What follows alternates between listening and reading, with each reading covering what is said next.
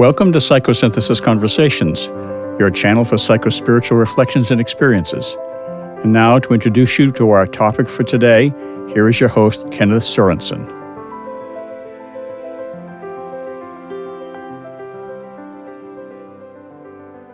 Today, I have the pleasure of speaking with Isabelle Küng, who is one of the few remaining long-time students of Roberto Assagioli. She received yearly deductive training from Roberto Assagioli for over 10 years. She's a Swiss-born female from 1944 and mother of two grown-ups. She was the headmistress of an international Swiss private boarding school for girls aged 15 to 20. Here she instructed her young students in self-educational psychosynthesis from 1964, teaching them to be self-reliable young women. Now she writes her memoirs, which include the challenges of learning to teach by example. It is an honor to present Isabelle to the viewers of Psychosynthesis Conversations. Welcome, Isabelle, to Psychosynthesis Conversation. I'm so happy to have you on this podcast because actually you're one of the very few remaining longtime students of Assagioli. And as we just recollected, we met some years ago in Florence at the Assagioli archive, where we have some wonderful days together. And already at that time, I remember we spoke about doing a podcast. And I guess is it 5 or 6 years ago? But here we are, better late than never. 2018 it was, I think. Yes. And I enjoyed it very much, I must say. I admire you so much. Thank you, Isabelle. And I admire the work you have done. That's for sure. Yeah, well, I'm on the outing, you know. Oh, yes. But I enjoy it. You will not stay here forever. I'm in the starting block, as they say. Yes. But okay, Isabelle, before we will learn about your experiences with Assagioli and the work that you were involved in, could you say a few words about your journey into psychosynthesis? You have been part of this evolving entity called psychosynthesis for quite a while. Well, I fell into it when I was a teenager.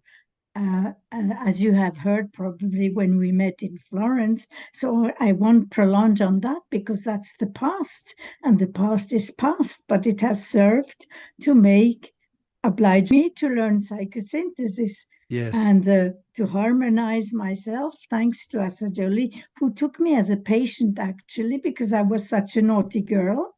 And I also had to learn, he had to see whether I was worth learning the method to teach it in my mother's school, because my mother had sent me there with a bump in the back, you know. How old were you when you first visited Assagioli? I recall it was around 1960 or so. Well, when he visited us, so I was 16 when I first met him.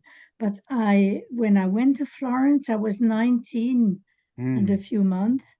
Yes. And so the pretext was to learn history of art. And I was so much on art. You know, I have a harmony conflict nature. Yes. So is that your personality type? That's my mental equipment, said Assagioli. Yes. And he told me I had a first-rate personality, which explains why I really had to learn to master that conflict tendency. Yes, definitely. So your mother sent you to Assagioli, and it was after Assagioli held some kind of a conference at your mother's place, as far as I remember, or what? My mother had an international boarding school for girls. Yeah. And my mother's aim in life was to educate girls to become independent women. Yeah. She was long in advance on the time, you know.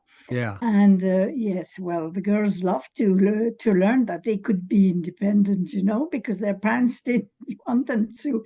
So anyway, she was looking for a method Ah. that would be convenient, and she rejected many methods. And guess who were the guinea pigs to test those methods?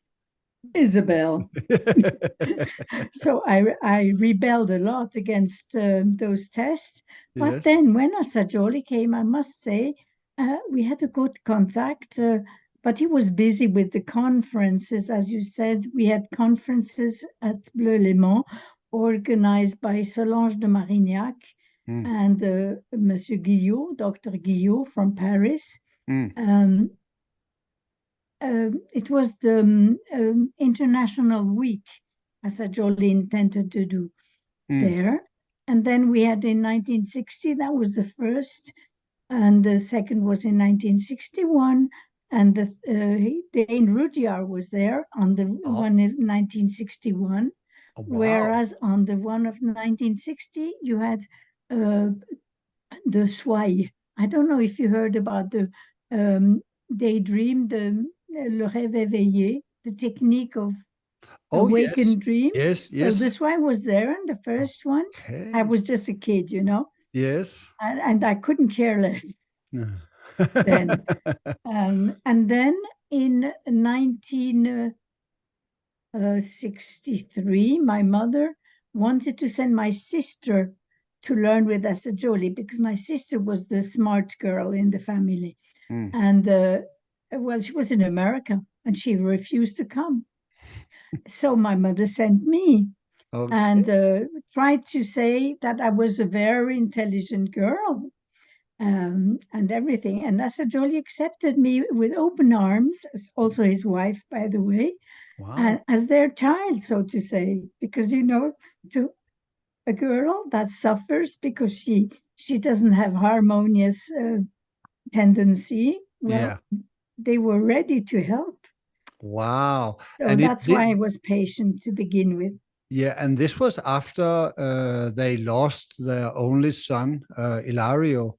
That was 10 years after. Yeah. So you came in as some kind of a youthful spirit that could, give some good energy to the house. It's a very lovely house they lived in Florence. There's a beautiful atmosphere and energy there. It was Nella's house, yes. Ida also accepted me, which is to be remarked because Ida was the secretary, and you know how secretaries are. They decide what has to be done. Yes. So how many days in a year did you stay there? Was it summer times, or did you live there the whole year, or what? Well, in the first meeting session part, I was there for 4.5 months. Wow! And but I did not live at Assagioli's place. I lived in different families. Yeah. And I would meet Assagioli only 3 times a week, and that helped me to get over it and give me the taste to, yes, I will be now able to start with a few exercises to teach to the girls, to the students of the school. Yeah. Because what my mother wanted was really that the students learn something that helps them be innerly independent, not outwardly independent. You can well depend on someone. Exactly. Financially or by marriage or whatever, but inwardly, this is where the true life exists. Yeah, totally agree. And what type of training? You were a very young kid then. What type of training or exercises did he propose? Well, when I was in the first 4 months, he did the whole method with me. Autobiography, questionnaire, a rose exercise, identification to the self, and all the different little exercises to train the imagination, the functions, and all these. And we did that very sequential. I have a whole book that I wrote, Yes. Very conscientiously, strangely enough. And well, we did it all, and then after that, they managed, my mother and him, that I would come every year. And now, to answer your question, I would come for about a month, a Yes. full month. But then I was living, where they have now the SIPT. I was on the second floor there. Yes. That is first floor. Yeah. So Nice place. in some way, you could say that you receive a whole didactic training, finding the center of pure awareness and will, learning how to develop the psychological functions. What's, you could say this is actually how he teaches it in his book and in his many articles. So it's very interesting to hear that this was actually also the way that he taught psychosynthesis to you as a new student. Well, the interesting thing is that he actually stuck to his basic principle, which meant meet the need of the person you have in front of you. Yes. And he really put that in practice, because my need was, first of all, to be, yes, as you said, to become more self-conscious, but not self-conscious in the assertive way. So he helped to round up, the defects of the qualities. Yes. And we worked a lot with the evocative words. Oh. But he never said a word too much. He let a lot. He gave the hint, and then we had to do the work. Yeah. And then that's how I learned, because he trusted that I can learn. Yeah. Did astrology play any role in how he understood your specific problems and potentials, or was it mainly the self-biography the autobiography that you wrote? How did he, in some way, came to a deep understanding of who you were and your needs? Wow, that's a difficult question, Assagioli only started the process because it takes a therapist to start the process, but then the process is successful when the person becomes independent and continues on her own. Yeah. So it's my whole life that I learned, and I can say that every life circumstance has helped me to put his teaching to the test. So exactly. he really started it off. Yeah. And I also find it interesting that you speak about, that the task of psychosynthesis is to make you an inner independent person. And as far as I can see, there is an emphasis on the will. And the finding one's own voice, finding one's own will, and be able to stand your ground.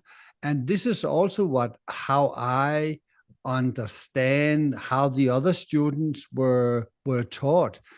And you could say that another approach within psychotherapy is to have a much more relational dynamic between psychotherapist and client. So the psychotherapist more works with the relationship, if you know what I mean. But there's much in psychosynthesis that is will-oriented, when you all the techniques that you are supposed to do. And do you agree with this notion, or were there a balance between love and will? As regards the will, I was a rebel against, and we're talking about the time where I was about 19 and a half, 20, and where I was sent there, and I was not very aware of myself, but I asserted myself very much. Yeah. The more, I would almost say, though we shouldn't generalize that, the more we assert ourselves, the less we know ourselves, Mm. Mm. you see. Yeah. But it's necessary today in life, the way life is today, we do have to assert ourselves, but in the right manner, in the Yeah. right moment, Exactly. and sometimes not. Mm. Yeah. Yeah. Sometimes it's better to be quiet. Oh, yeah. Oh, yeah. But But to your question about the relation between love and will, where they are the same, you know, mm, that's the whole point. mm, Because love reveals the will, and the will reveals inner love, true yeah. love, the Yeah. higher love, you Yeah. know. There Exactly. is one thing I wanted to tell you about when I was this enthusiastic, I was going to say teenager, but I was out of my teens then already. Um, I said to the Dr. Assagioli, Doctor, I want to give my will to the service of God. Mm, And he looked at me. mm, He laughed, but he didn't laugh in a naughty manner. He laughed in a kind manner, you know. yeah. And it's because I was very mystical and this kind of person. And he said, you know, first you must develop your will. Then maybe you can offer it. Yes, you cannot offer anything you haven't developed. That's the Hey, point. yeah, you Yes. said it. That is exactly it. Yes, that's Yeah. the whole principle. We can't give what we don't have. No, exactly.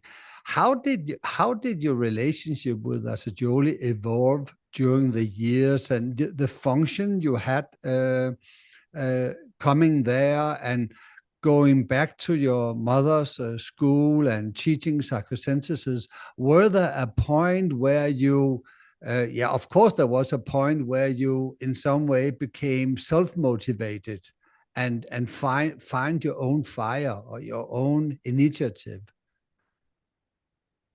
Well, to say the truth, I had my own fire from the beginning, Mm.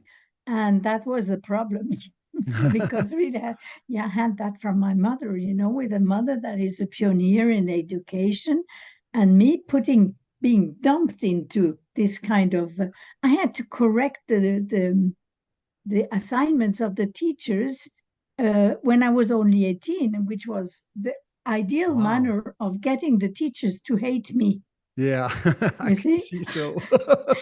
But so I had to kind of defend myself a lot. Yeah. So I have developed like this a kind of arrogant attitude Mm, then, mm, and and I was asserting myself all the time because I didn't know much, to put it simply. And then to get into things that are interesting for you more is when I started teaching a psychosynthesis at the school to the students. I started very gently. Then I would my relation with Assagioli then would be almost peer to peer because I thought I was so good, you know. mm, And I didn't realize how important this man was. I absolutely did not notice. mm. I thought I was important. Yeah, yeah, yeah. Welcome to the Now I club. realize. Yes. So gradually you of course you developed yourself through all this training and there's nothing more I will say there's it's very revealing when you have to teach the stuff that you are working with because if you are going to be a good teacher, you really have to also teach by example or by experience. So, were there any moments during all these years of training where you, in some way, found the light of psychosynthesis? Were there any element of psychosynthesis that were more important to you than yeah, because it's so synthetic, it's so inclusive. You can almost get lost in it if you don't know the core experiences. you just put the finger on the main point, as Ajoli used to say. Psychosynthesis is so comprehensive and so vast and so adaptable that it's at the same time its quality and its defect, because you can start a psychosynthesis, be it a therapy or education, by starting by any topic you want. Yeah. That is at the moment that which is needed. Yeah. So, Exactly. and this, I suppose, because I'm not in therapy, I'm only in education, self-education. But I suppose for a therapist, it requires from him, I'm not on my ground when I say that, you are on yours. For a therapist it requires a lot of adaptability. Exactly. And vivacité d'esprit, spirit, and daring. That is not to follow a line that is a teaching line that is linear. You cannot teach actually psychosynthesis in a linear manner. No, that's It has impossible. to be moment per moment. Yeah, But the exactly. whole subject needs to be covered as regards the constitution of man, psychological constitution of a healthy person, and the functions and all the Psychological functions. exercises. Yeah. And to answer one thing, I was teaching these things, and as I was teaching, I was learning. Yes. And the more I was not giving the example, that's to address what you just said, you have to teach by example. I was not an example at all, but given that I was just a few years older than my pupils, Yes. I had the voice Yeah. to reach them. And they saw that I had problems.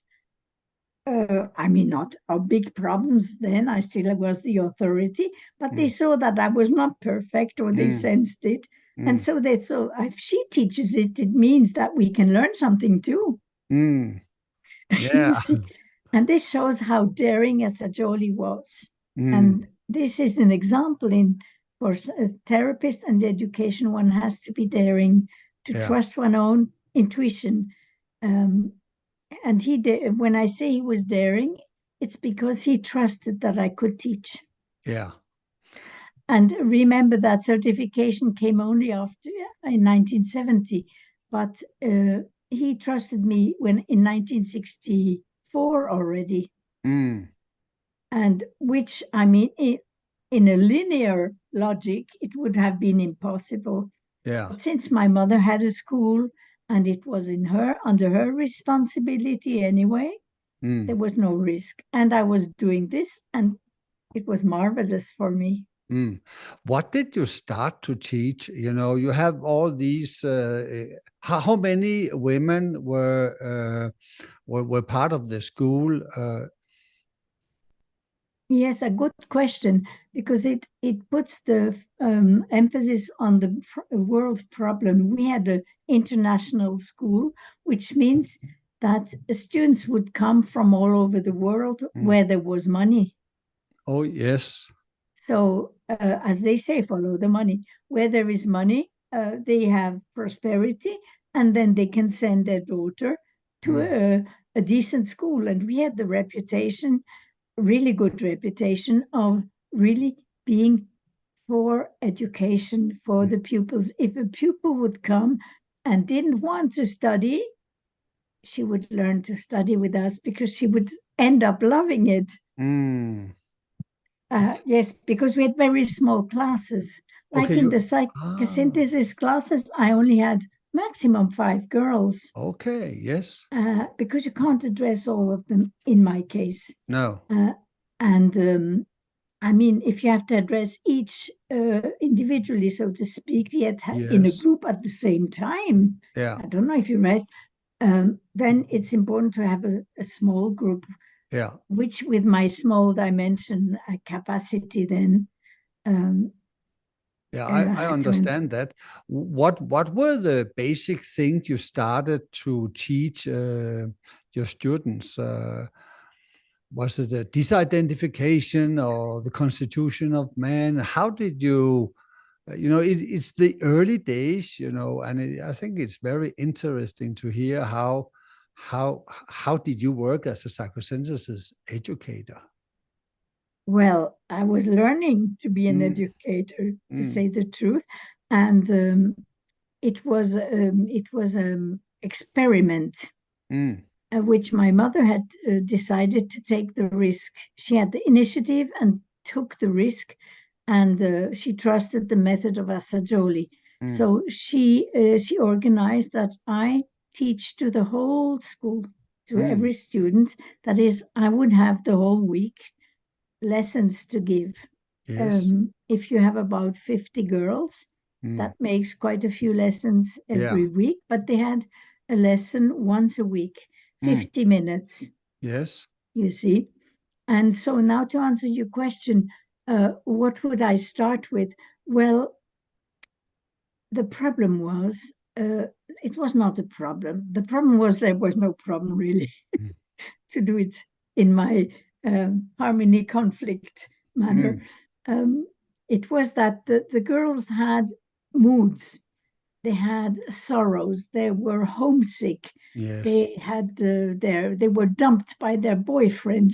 That is terrible for a girl. Absolutely terrible. And it's terrible for us in a school because they mess up the whole atmosphere. Yeah.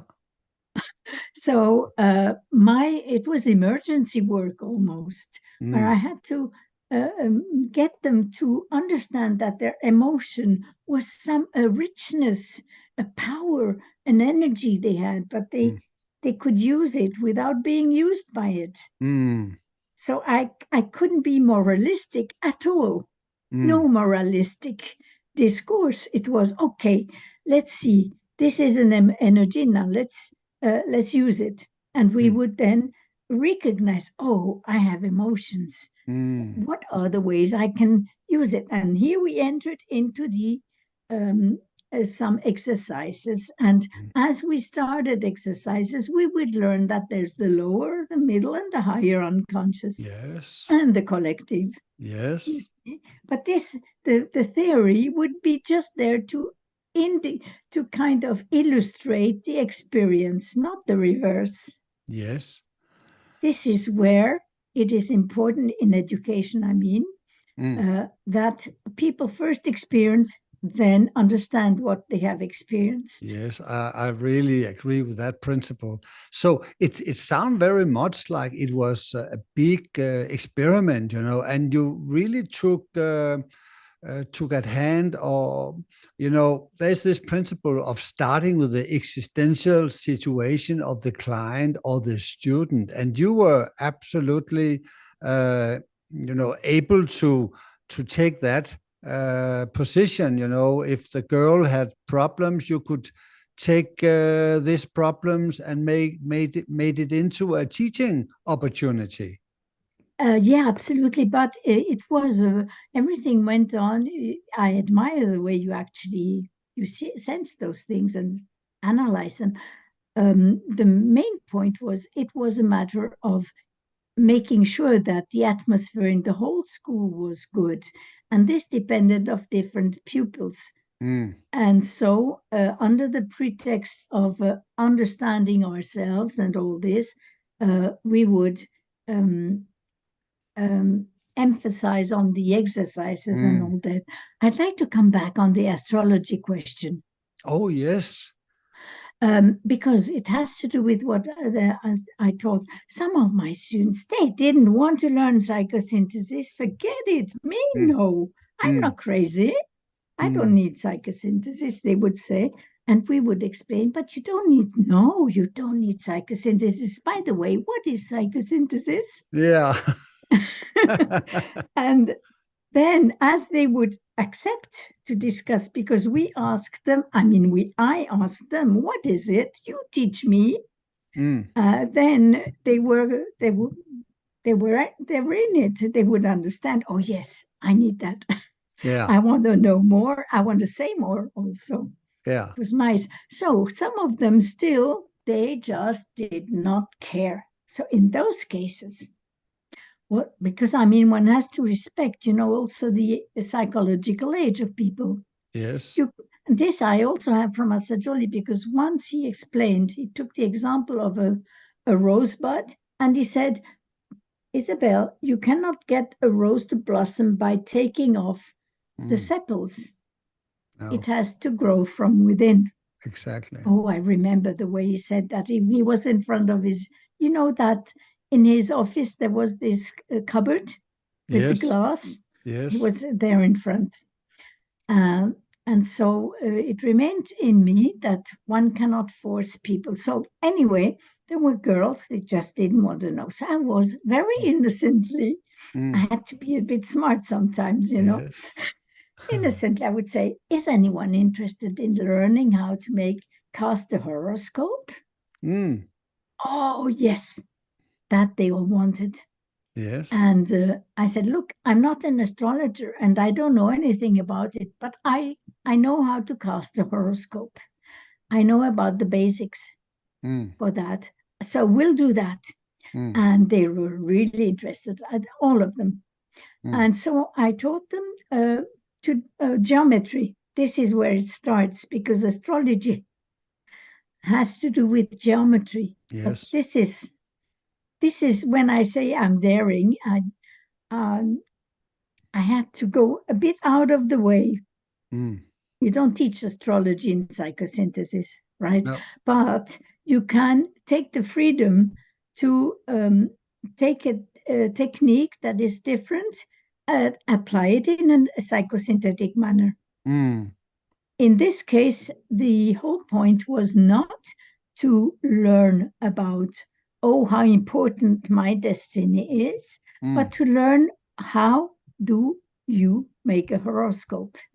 How is it made? And thus that would bring them to astronomy. Yes. So it would lift their eyes up to the sky. Yes. It from their own little self up we Yes. go, and we Yes, see I also see that. that. And in this way, expand their minds. Yeah. And but basically, there was still, from the standpoint of a psychosynthesis, there are the different planets, and they symbolize the different qualities, like Mars, the energy, and Venus, strategy, and yes, love is strategy.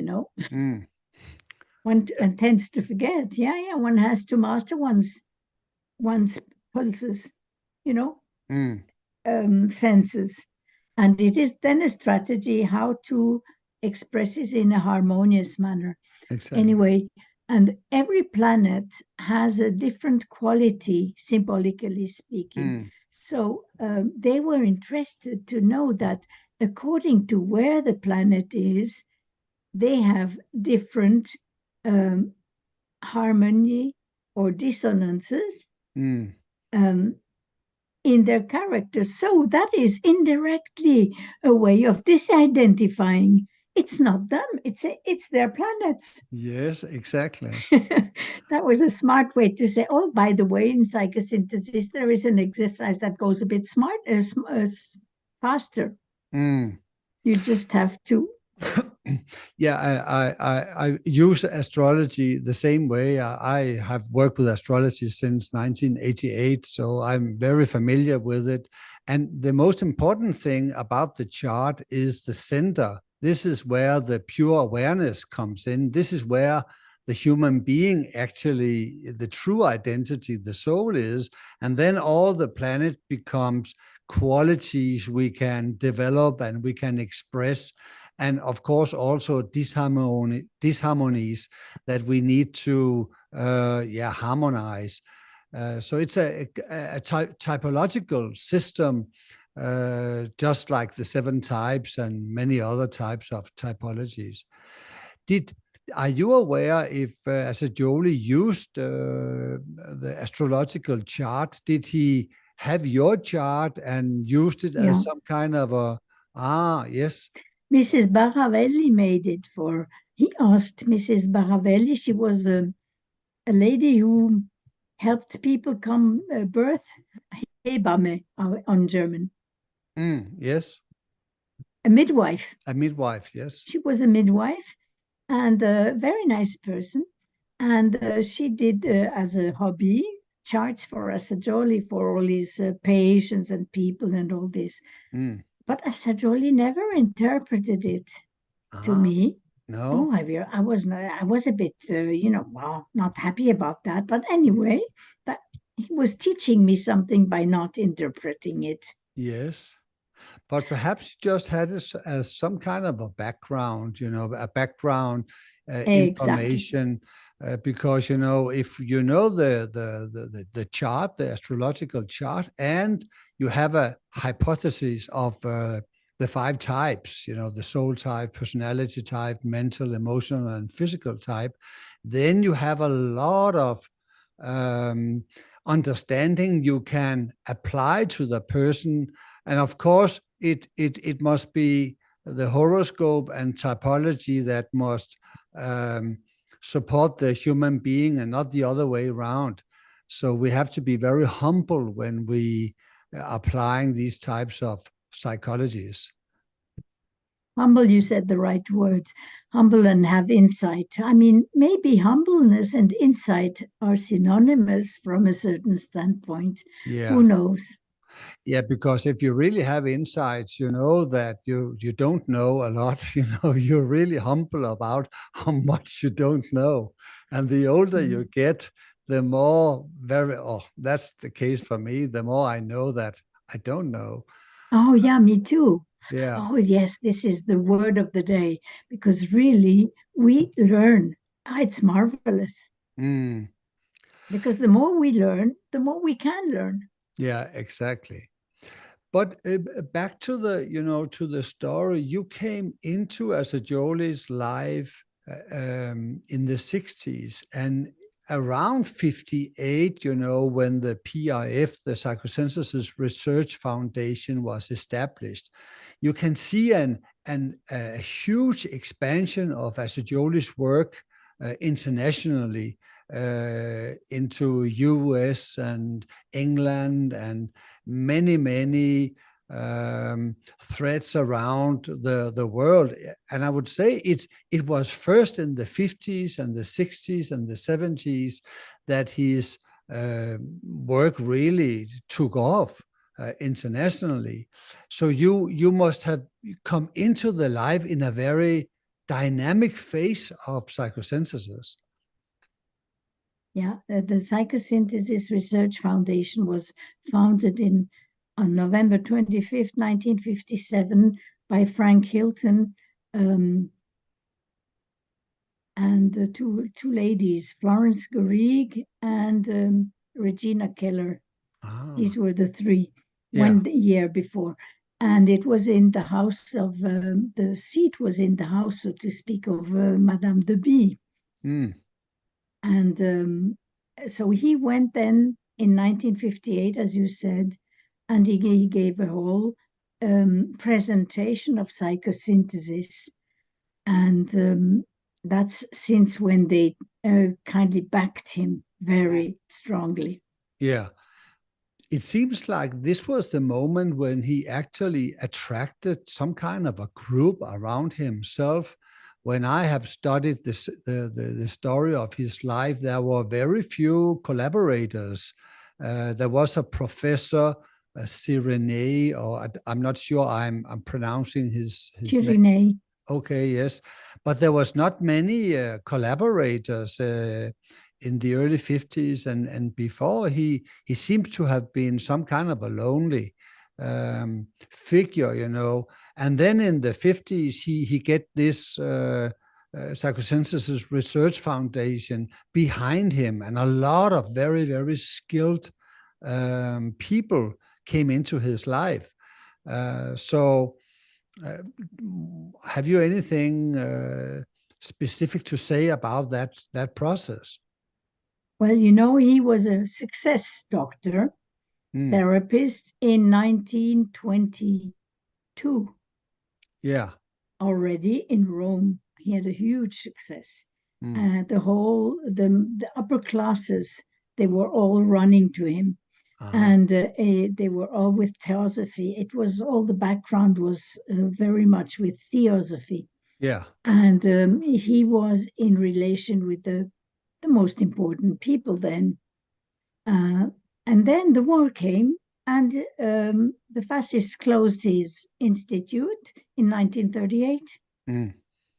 And so he by a little thing, he escaped death by going into hiding after being arrested and so on.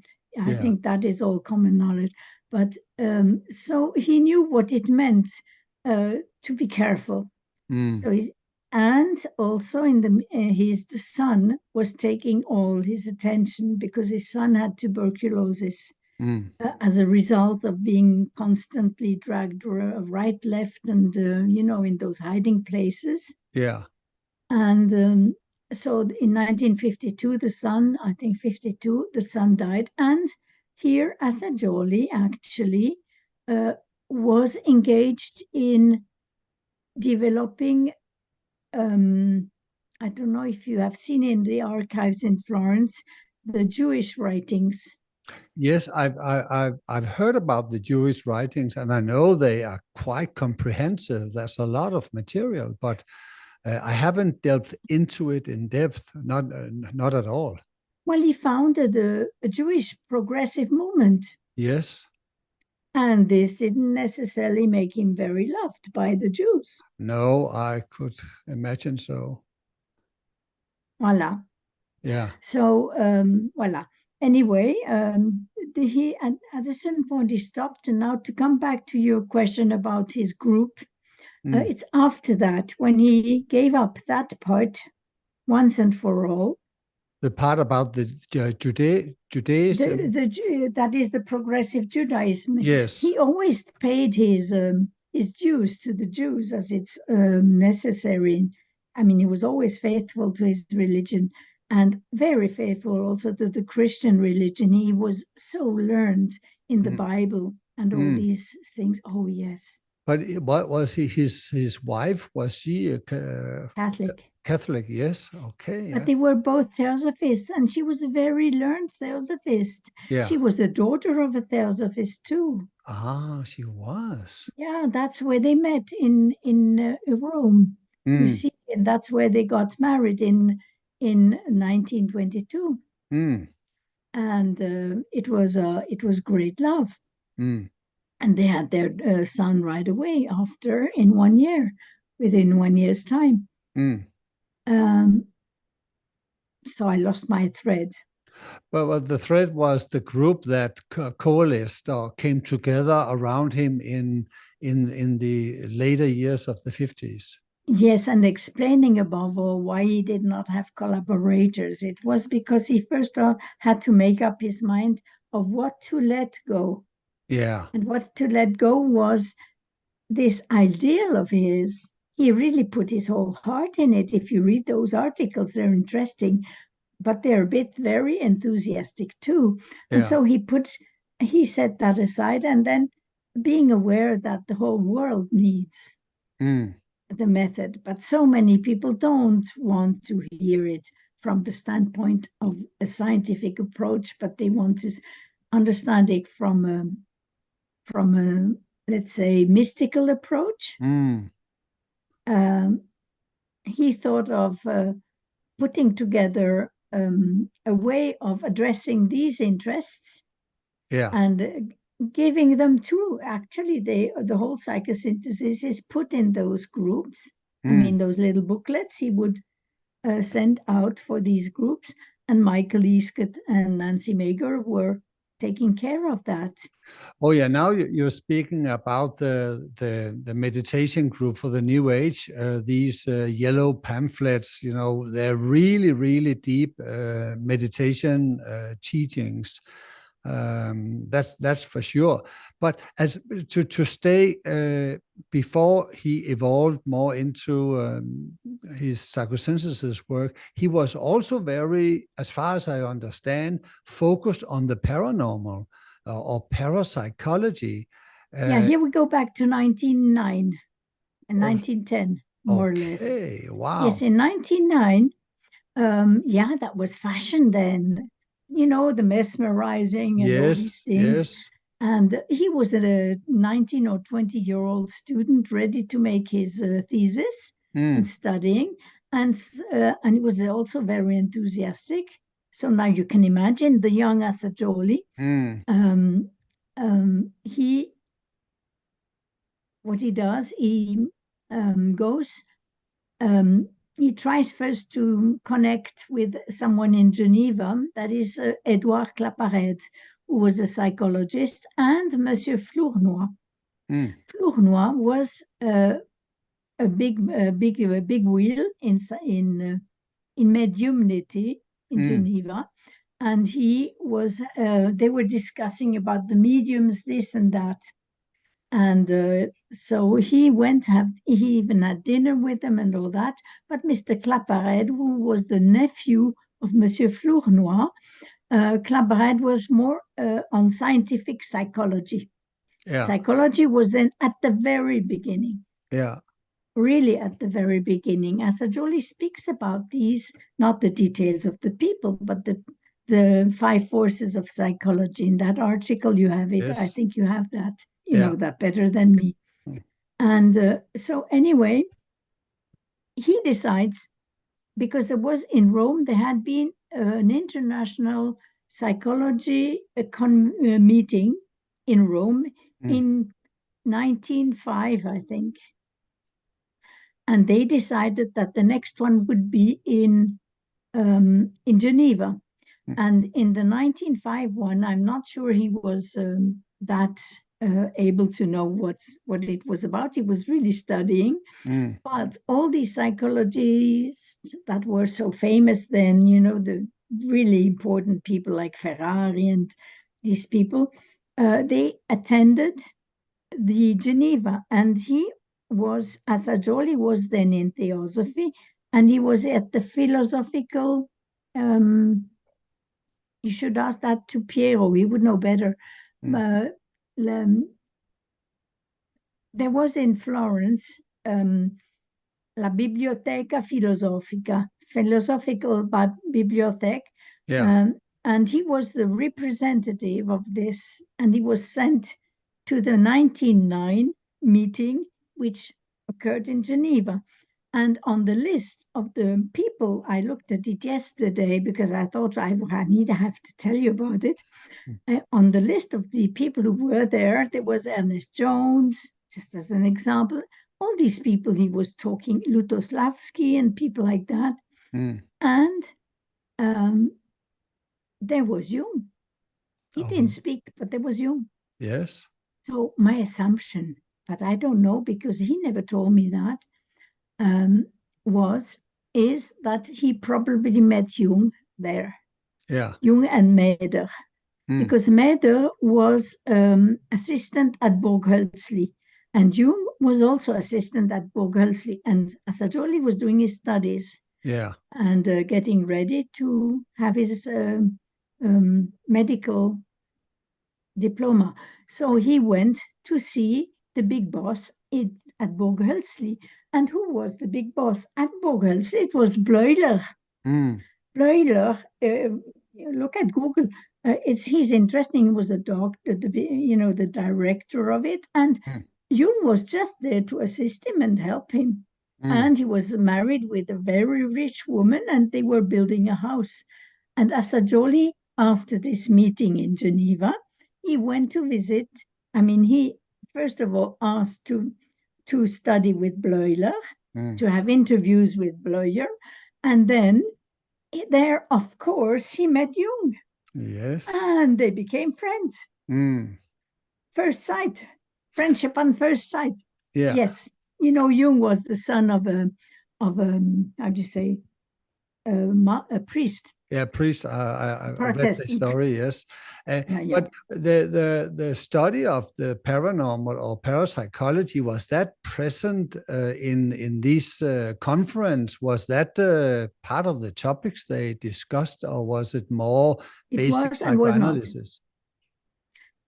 Sorry, I cut you, but it was and it was not, because there was you see, psychology was trying to give itself nobility titles. Yes. And that has to be scientific. And scientific, what was scientific then was botanics.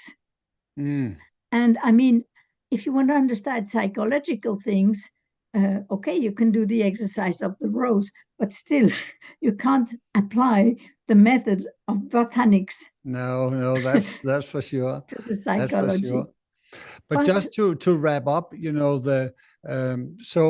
that we are actually now we are speaking of some of Assagioli's big focus points, and you have clarified that there was a big focus on progressive Judaism. And then I discovered quite lately, during the last couple of years, that he also had a major focus about the paranormal, and studied scientifically, and had research done in collaboration with mediums. That was then, in those very, very early years. But as far as there's now, I forgot the name of. I published an ebook with articles about the paranormal, and Piero Ferrucci wrote the foreword, and there was another Italian gentleman. I forgot his name now, but he had done a big study of how Assagioli actually continued with his paranormal interests and interest into parapsychology. And I found an article as late as 1973 where he speaks about parapsychology as part of psychosynthesis. And that was a big surprise to me. Parapsychosynthesis. Yes, that he actually continued that, because if we cannot, if we are really scientific, we have to study all of psychology, all phenomena of the inner world. So and the parapsychological phenomenon is part of the human world. So why not study it? It would be unscientific. Well, for him, actually, he wanted the paranormal to become normal. Yes, exactly. Because the wrong thing about the paranormal is to make something special out of it. Yes. And so the abnormalities that result from the paranormal, and there are many, they result from not being integrated, aligned. Yeah. And this is why he also developed for the people who are more mystical, this kind of the yellow booklets, where he teaches so much psychosynthesis in it, because they are preparatory. Yes, it's pure psychosynthesis. Because he knew the danger of getting involved in paranormal things and spirituality too, if you don't have an integrated personality, and above all, that's why he started almost with this connection with the soul. Yeah. And actually, this is also part of his articles, this warning about getting lost in parapsychological functions. Because if you cannot deal with your normal psychology, then you really get messed up if you open up to all the extrasensory perceptions. And he actually also there recommend the use of disidentification, because if you know that you always is the observer and not the observed, not the content of your mind, but the one who perceives and observes what's going on, then you have a center that will never disappear, because you are always the observer and never the observed. And this really can help mediums and people who get lost in clairvoyance and all these parapsychological functions. And the more and more those people also take drugs and all that. Yeah. That's for sure. That's really something that is researched today, but I don't think it was something that Assagioli recommended doing. But it is part of, Patanjali recommends it, but again, careful. Yeah. Oh, he recommended that you could take some drugs. Patanjali, Oh, not Patanjali. Oh, Patanjali. Yes. Ah, okay. I didn't know but that. it was in another epoch. Yes, yes. Okay. So then he had the work, Sorry, I would like to say just one little thing Yes. about identification. He used to call it with me identification to the self, not disidentification. No. But then for the in the public, what the again along the line of this principle, meet the need of the people. He would start with this identification because people were so enmeshed in their own problems. Yeah. Start to make a little bit of clearance. Space. Yes. So that people could start to realize that they exist and that they are. And so he would talk a lot of disidentification, but disidentification is just one stage, preparatory stage. It is the exercise of self-identification. Exactly. That is actually the point. And actually, if you look in the first manual, Hobbes and Dorman, you have at page 100 and, is it 16 or 11? It is presented as the exercise of self-identification. Yes. And this identification there is just part of it. Yes, I totally agree, because if you just disidentify, you don't discover the self, and the self is pure consciousness. So when you start disidentifying from bodily sensations, emotion, and your thoughts, and if you're not have the last stage where you identify with the observer, then you can actually get lost. Then it becomes a Buddhist practice without a self.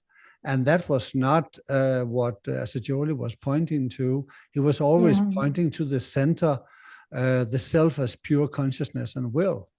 And you just pointed at a very important thing for the Buddhists, that they need to understand that it's important to focus on the self, which is at the same time self-conscious and universal conscious, and also this is the path is to be both. Exactly. Yes, because we can get lost also in individuality, but I think many people misunderstand self as something that is restricted or separated, but that's not the self that Assagioli. Could you repeat? I did not understand what you meant.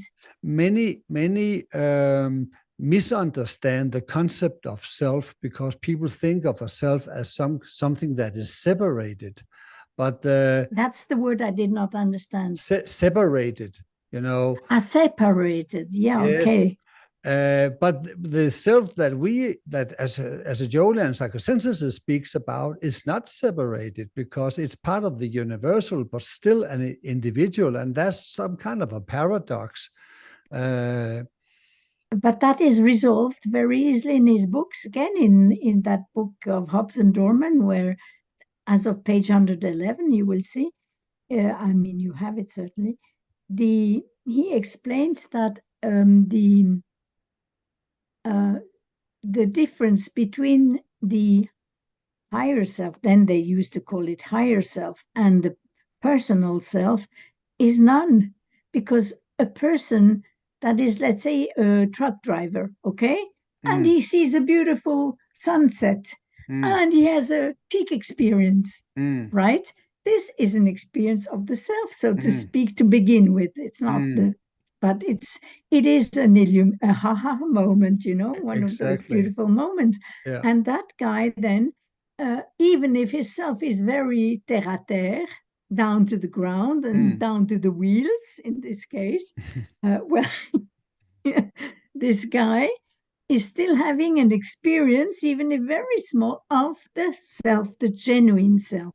Yeah. And he insists a lot, there are not two selves. You know No. that. Yeah.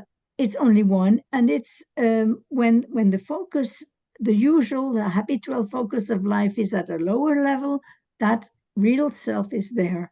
But then when the focus lifts up, then one realizes more easily.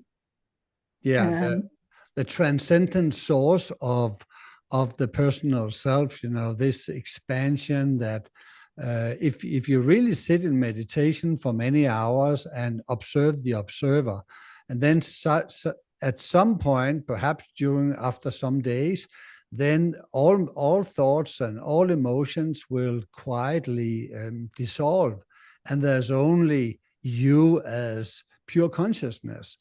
And, Advaita Vedanta. yeah, exactly.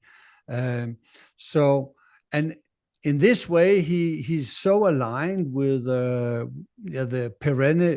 perennial wisdom or perennial philosophy, what's at the core of all the great religions or mystical part of the religions, not the formalized.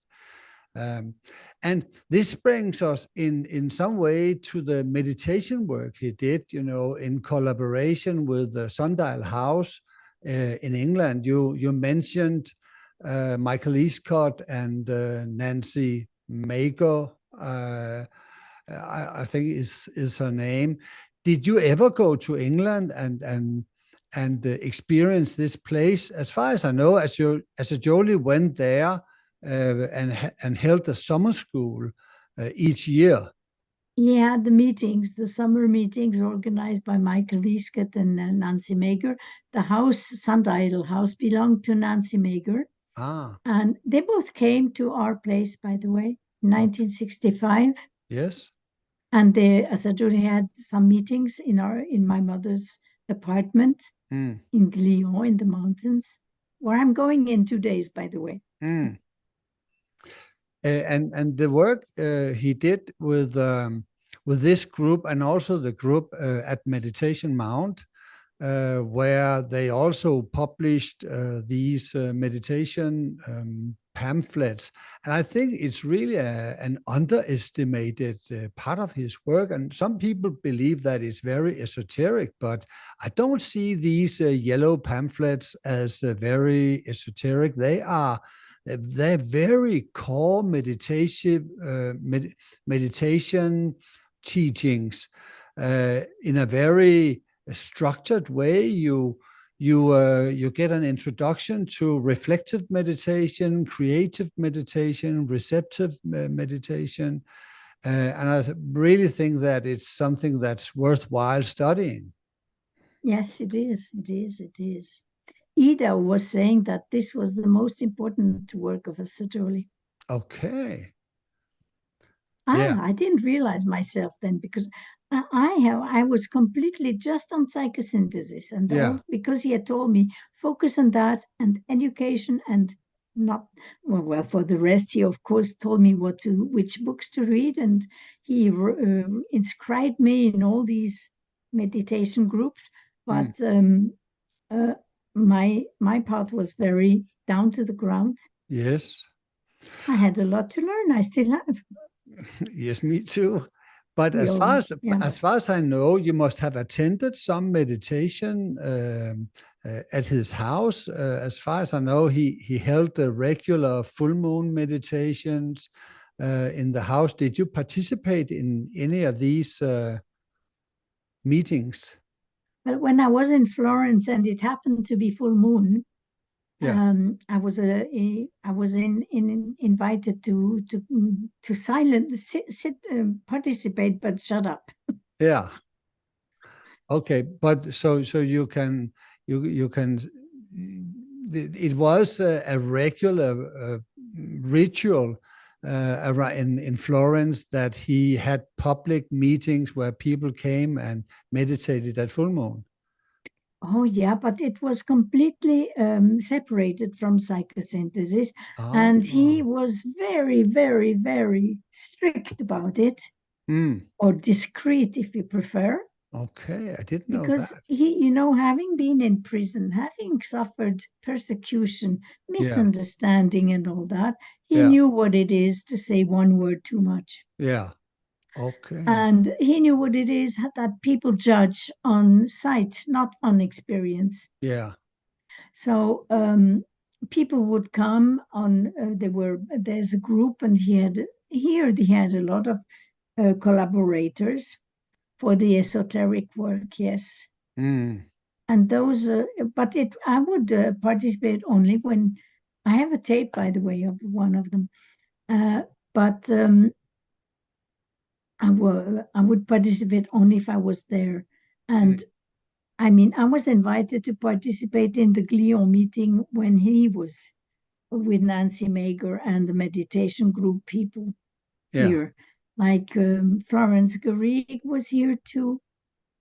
And when he imposed me and they looked at me as if, what is that? This young woman Mm. doing there? And yeah. And anyway, he said, okay, just stay with us and participate, but that's all. Yeah. And they all accepted me very kindly. But I Mm. wanted to tell you a little thing about these booklets. In Assagioli's time, there were two sets, two different, very distinct sets. Yeah. Later on, the people, they decided they do as they please. But Assagioli was wise, and he knew what he was doing. So I'm a bit old-fashioned in this. Mm. He had the yellow booklets, which were the meditation group for the New Age. And that was just 3 years. People would receive for 3 years these information, which was actually a meditation. I mean, a course of psychosynthesis for mystical people. Yeah. You see, which was a good thing. Mm. And they could then decide if they wanted to go on.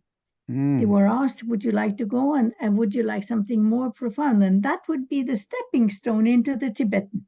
Yes, I know. And there you had the group for creative meditation. Yes. And that was about 9 years, more or less. Mm. Where he was, that was his work, and it was a group work. It was the work of Assagioli, it was the work of Nancy Mager and Michael Lischert. Together, they would take the excerpts and adapt it to what I think this is a very beautiful initiative. These the laws and principles of the kingdom of God. Yeah.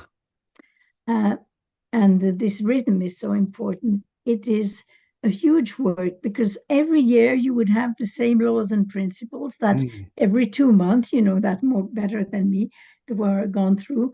And they together, these people, they would find the excerpts from the Tibetan that were in line with the law or the principle, you see, that was studied during those 2 months. Yeah. And it was not at certain dates of the month, of the year. It was dates of the year, but it was not dated in a linear manner. You could start any time and finish any time. So yes. after the 9 years, and here we now come to the important point. After the 9 years, it was supposed that the people would have read these books and given in some reports. It was something like the Arcane School, but free. Yeah. Completely free. Different approach. Huh? Yeah. And both are needed, depends of the type of person. Anyway, then after these 9 years, you would be asked if you want to enter the seed groups. Okay. So that was another story. Yes, exactly. Because the seed groups implies karma. Yeah. And are we there? Then there is the group for esoteric studies, which I also think Assagioli was participating in. You know, is it the School for Esoteric Studies is the name, and I guess this is where the seed groups will be relevant, I guess.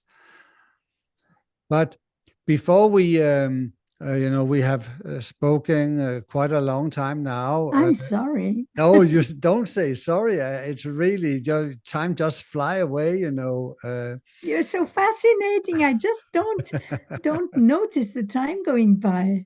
No, me neither. But I really want to hear from you.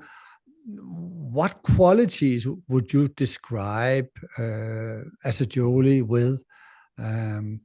There's most of us never met him. We only recognize his qualities through his books, and perhaps if we have visited his house. I had a marvelous experience the first time I visited his house in Florence when I met you. Sometimes I have some social anxieties when I'm around new people. It's just part of my, traumatized herd instinct. That's how I used to speak about it. But when I entered the house, I felt so loved and I felt so safe. Yes. And relaxed. And it was just really magic for me to experience this kind of love emanating from this house where there has been taught so many things.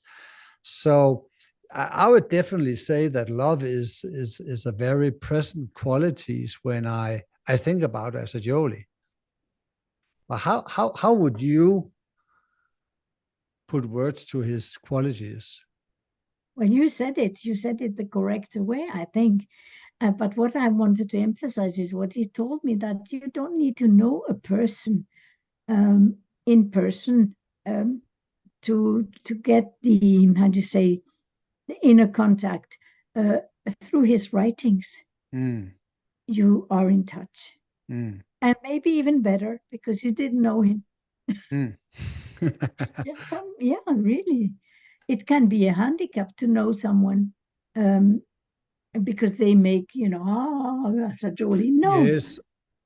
Read him. Yeah. What you read from him, then you are in touch. And your soul guides you. I mean, your soul and his are one.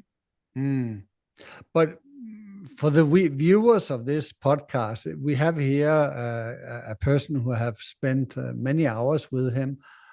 Could you say what qualities would you say was remarkable besides love? Well, I told you at the beginning, I said at the beginning that love and will are actually the same. The one leads to the other and the other leads to the one. So it's, yes, it's love. Indeed, it was his indomitable love, just as indomitable will. But he told me that you have to have will, une main de fer. We have this in French, une main de fer dans un gant de velours. I don't know if you have this in Swedish. No, I don't understand French, so I'm just mystified now. Alors, it is a hand of iron, an iron fist, Yes. Oh. In a velvet glove. We have that expression, definitely. Yes. How do you say it?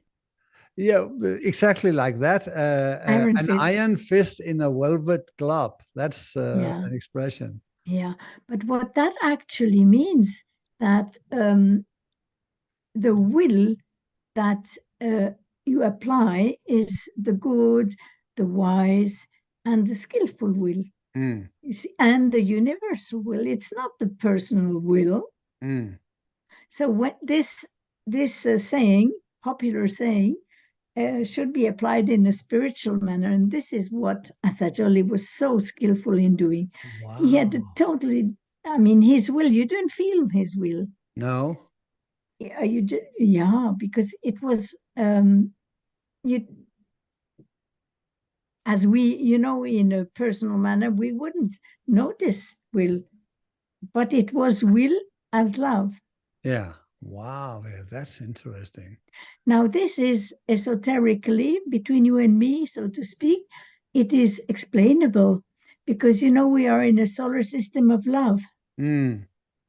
And therefore, love is the major ray. Yeah, exactly. And the first ray of love is still love. Yeah, will to And love. it's will and love as one. Yeah. And this is why the Christ will express love and will.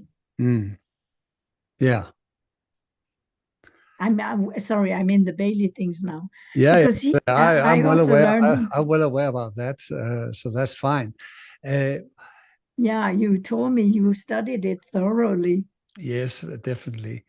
Now to an exercise, Isabel. You know, I try to also make it an experience for the viewers of this podcast, and I've asked you beforehand if you could conduct a psychosynthesis exercise that you think is good, and you can do it on me, and the viewers are recommended to participate if they like.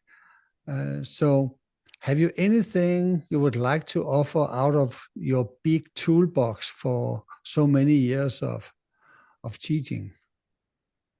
But practicing on myself, 5 minutes, or Yeah, is it too much? 10 minutes. 5. Yes. Let's try 5. Yeah. Do you have a preference yourself of an exercise?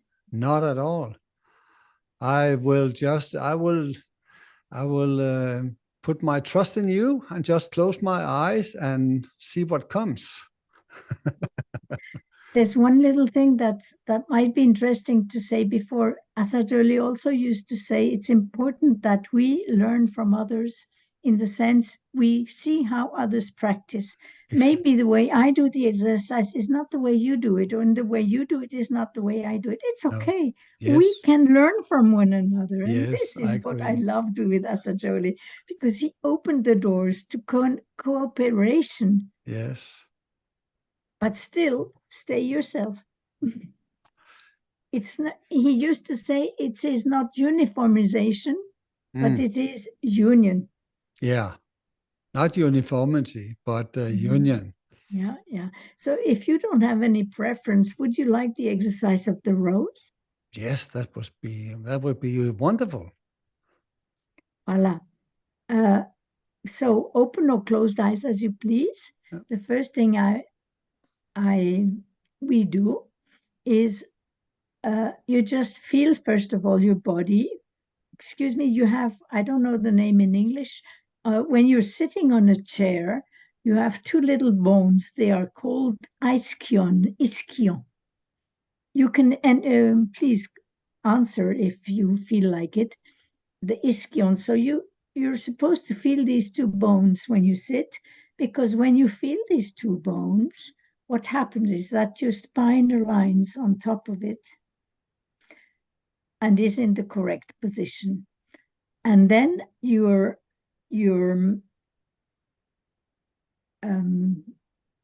arms also, they kind of are relaxed. And I won't make it too long, this part, don't worry. But important is sit on your ischions and now focus simply on your breathing, on the tip of your nose, and notice how the air comes in.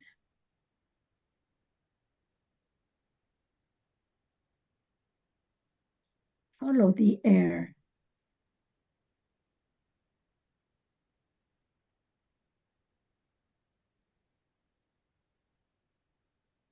And through the nose, it comes out also. So it goes in by the nose and out by the nose. And it follows naturally. There's no imposition. Let your body be your guide in this case. What is to be noticed now is how the air flows in and downwards, and at the same time it flows in and upwards. It seems to go up.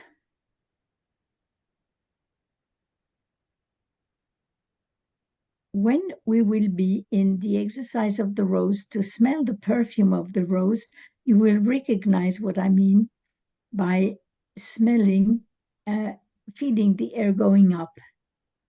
It's like smelling the perfume of the rose, the sensation of the air going up. So now I guess we're ready. Our body's okay. We're sitting correctly. And we can imagine a kind of garden where there is a bush of roses. Some are open, some are closed, some are wilted. We approach. We go nearer and we go and see which one do I feel like looking at. And I personally, I'm going to look at the closed rosebud. I can see the sepals protecting the petals, which I know are underneath. And I can see how, as it grows now in Zeitlupe, as it grows, that rose, the sepals are turning around, letting go, and I see the petals. And the petals are now growing from the heart of the rose. And little by little, my rose, which I'm focusing on, is blossoming, is opening up. One petal after the other. It's or at the same time, if you prefer, but it's one at a time. The rose is opening. All the petals are opening. The sepals, in the meantime, if I look at it very attentively, I can see the petals are like a kind of pedestal for the rose. I look at my rose from all sides. I touch the sepals. I touch the stem. I notice that the leaves and all the other roses of the bush, but there is here now my rose that is open.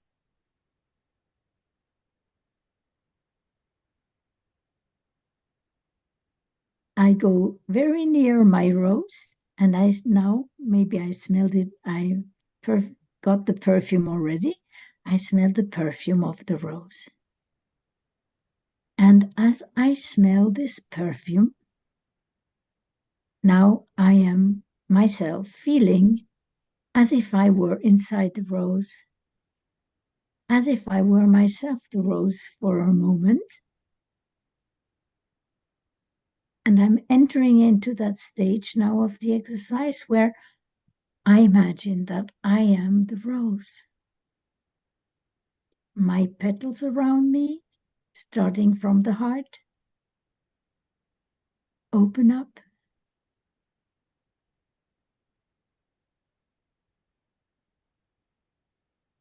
And then I feel this light, this sensation of all the petals are connected by the heart of the rose, but they develop outwardly. This is how they open. And this is where I kind of stop the exercise as an exercise. And in order to finish the exercise, I'm taking now a little bit of distance because I'm already outside of my rose. It happened instantly. And I'm looking at my rose bush with all the beautiful roses. I take some distance. I observe it, as you say, Ken.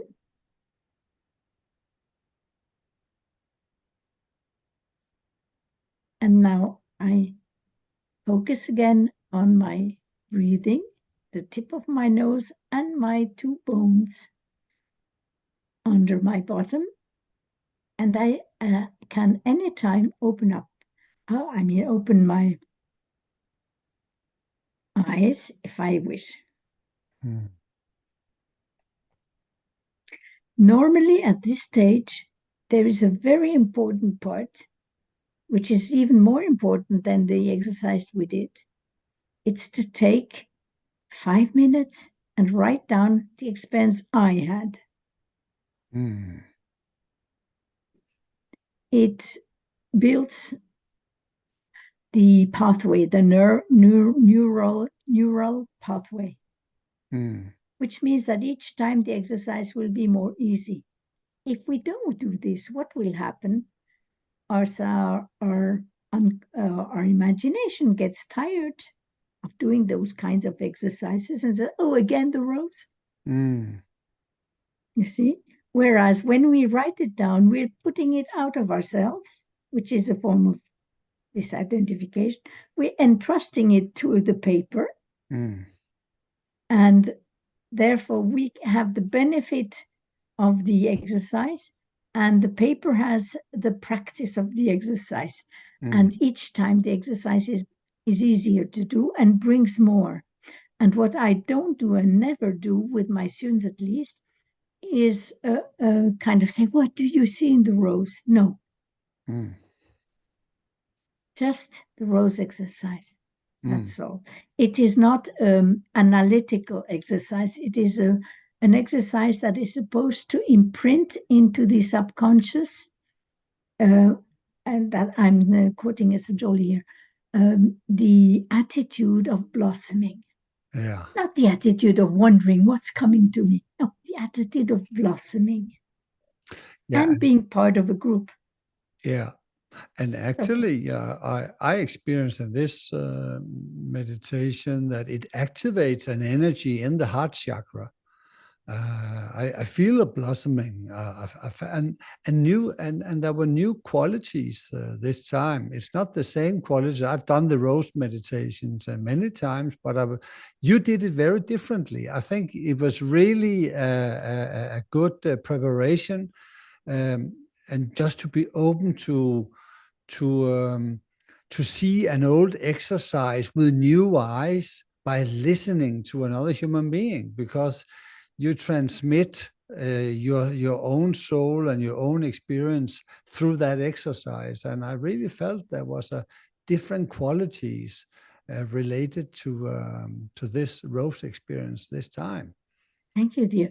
You know, what I used to do with my pupils, I would ask them to do the exercise. They loved it. They love to do them. People love to conduct exercises. Yeah. When they do it, something new comes. Exactly. Okay, Isabel, I have kept you here for 1.5 hours, and I'm really grateful for all your time and your experiences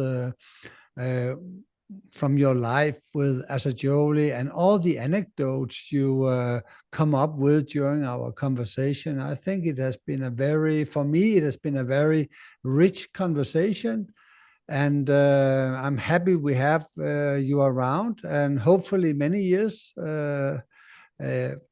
more, so you can share, the wisdom and your experiences with this marvelous psychology. So thank you very much for participating in this beautiful conversation. Can I say a little thing? Yes, definitely. Dear Kenneth, I thank you, because I think that you have such a marvelous radiation, such a kind attitude, and such an open mind and synthetic attitude. Thank you very much. Thank you so much. It's a pleasure to be with you, Yes, and perhaps we can repeat another time. Let's see what the future will bring. So we'll see. We'll see. Bye-bye.